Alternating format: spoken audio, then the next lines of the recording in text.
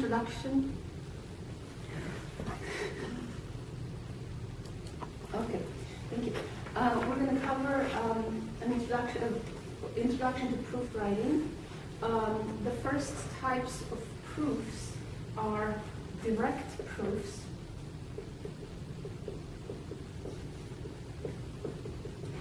Usually, a theorem is given to us in a conditional form. That means if P happens, then Q happens.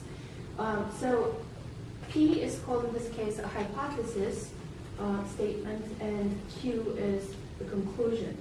So in the case of direct proofs, our work consists of assuming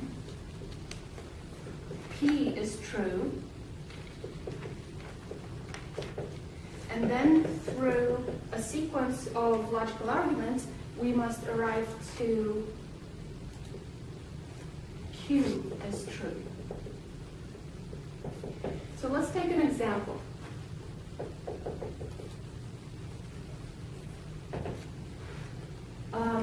Here's a theorem that we're going to use direct proof to show it's true. Every odd integer is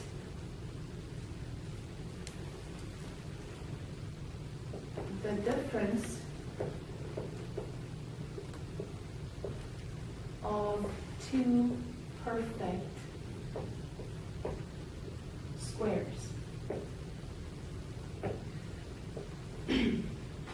So our hypothesis, our P, is that given any odd integer, we will be able, the conclusion is that we will be able to write it as the difference of two perfect squares. So we are going to pick one odd integer. So if we pick an arbitrary odd integer, that means we should be able to write it as the difference of two perfect squares. And that'll show that this is true for all the odd integers. So we're going to suppose that n is an odd integer. So what are we doing now? We're saying, suppose the hypothesis is true. So suppose that P is true.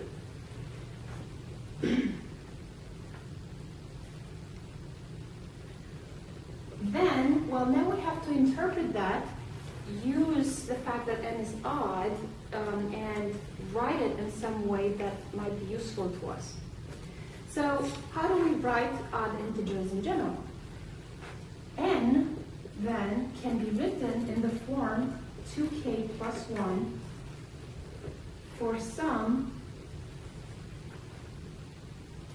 integer k. So if n is odd, then n can be written in the form 2k plus 1. Now, it's useful to keep in mind what our conclusion should be. So our wish or our conclusion is that we're going to find two two integers or two perfect squares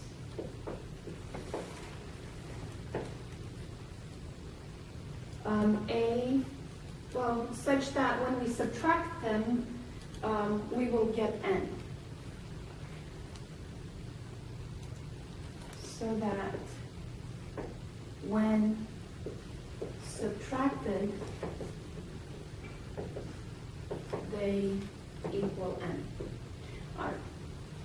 So, in between our hypothesis and our interpretation of the hypothesis and what we wish to show, usually this is where some creative process happens. Sometimes it's straightforward, sometimes it's not so straightforward, so we need to draw on experience and hopefully read a lot of proofs to figure out the path that we're going to take here. So notice that here there are no squares involved. So then what happens if I want to introduce something squared? So what I'm going to do here is I am going to add and subtract a k squared. So if I add a k squared to 2k plus 1, why am I doing this? Because I've seen the proof before and I know it works.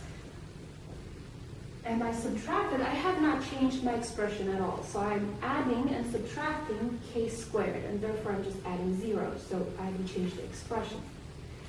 Now, if we complete the square here, we know that this here is a perfect square. So we're going to write n as k plus 1 squared minus k squared. So here it is. I was able to write n as the difference of two perfect squares. So I started with my hypothesis, and I followed the steps of logical arguments, and then I showed what I have to show. So it's useful here to conclude that, yes, I got what I wanted. So n can be written as the difference of perfect squares. And you can make a mark that you're done, or you can write QED, which stands for Quod erat demonstratum, which is Latin for we did it.